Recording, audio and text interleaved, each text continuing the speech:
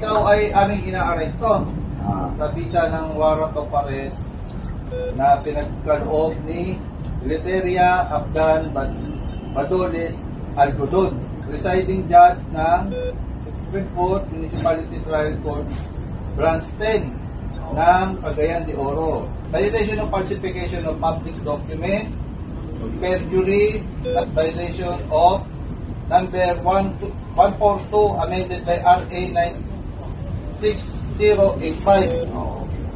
Ikaw may karapatan manahimik at magsawalang ibo.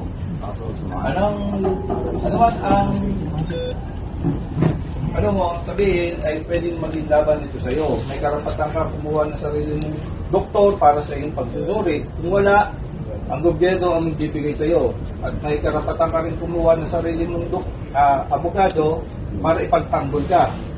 Kung wala, ang gobyerno magbibigay sa iyo ng isa. Naiintindihan mo yung karapatan. Sasama ka muna sa amin ha, sa Pasay City Police Station. Okay. Translate niyo muna sa Translate muna. English po. Okay.